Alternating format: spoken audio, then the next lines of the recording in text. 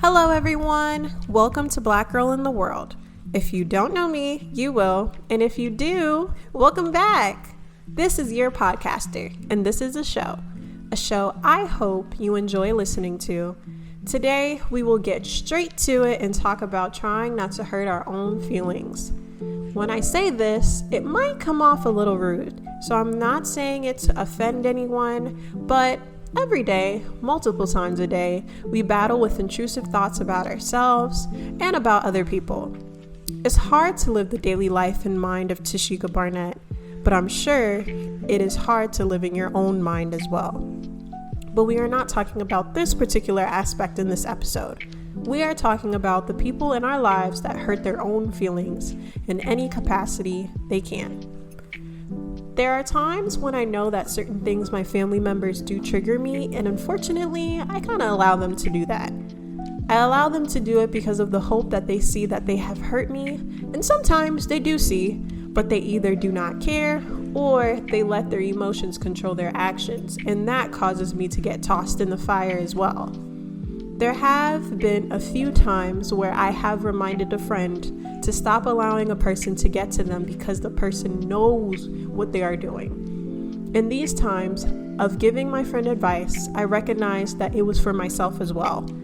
So I'm here to tell you and me to stop hurting your own feelings and allow yourself to recognize that everyone is capable of hurting you, and unfortunately there are some who know what to do to push a button you do not want pushed. That could be a coworker, boss, friend, parent, partner, an in-law. Anyone that can get access to who you are as a person can take that detail of you and create the worst distraction of the week. And you are human, so of course you will take the bait and indulge in this battle with them. Of course you will get into an argument with that. Of course you will give them the rise they were looking for because you want to protect and defend your peace.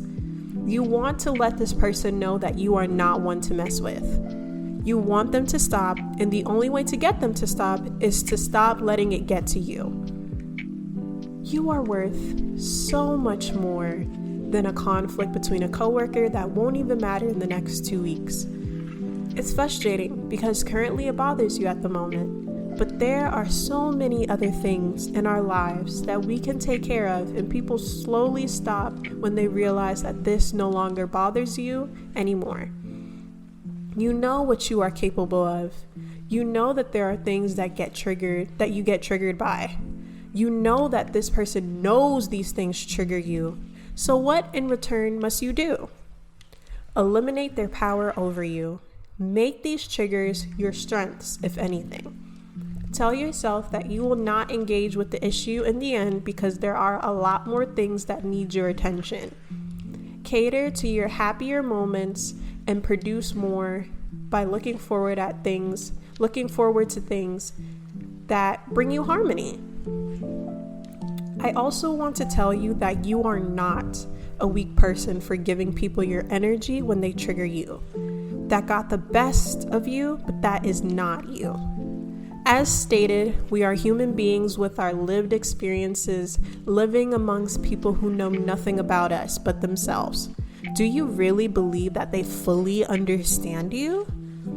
Another section of this is also recognizing that people can in fact not know what triggers you, but they may not have regulated their emotions for themselves, and that results in harming your relationship with them. My aunt has always taught me that a person who does not have anything good to say about themselves can find it difficult to say good things about another person. If there is so much hate in one's heart or distaste in themselves, it will not be easy for them to sift through that negativity just for you, no matter who you are to them. I'm currently finding myself looking at things too personally, and I try not to speak before I think. Noted, I said I try not to. Most of the time I'm doing a good job, I think. And other things, I often recall the things that I said and how I could have said it better or have said nothing at all. Then we have to realize that you are not the only person in their life. There are just so many things, sometimes too many things we are presently battling with and things we are currently unlearning from.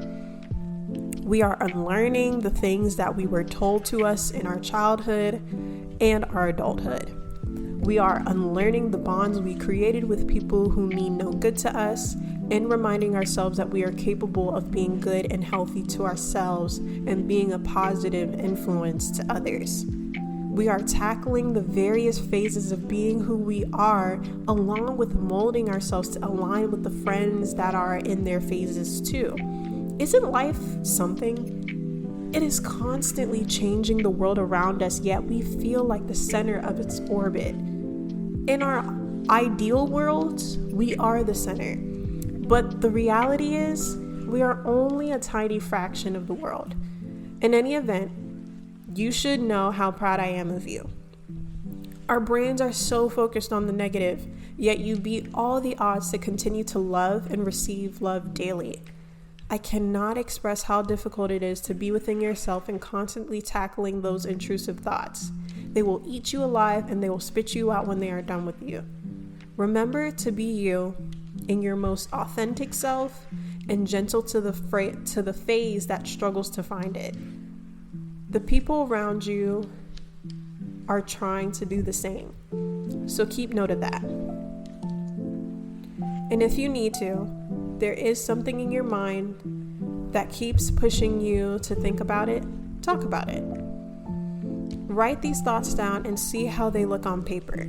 The people you care about will listen. I hope this episode makes sense. Thank you for taking the time to listen to this. Share, subscribe, and comment. Check out the other episodes if you haven't already. All right, y'all, this is my time. Bye.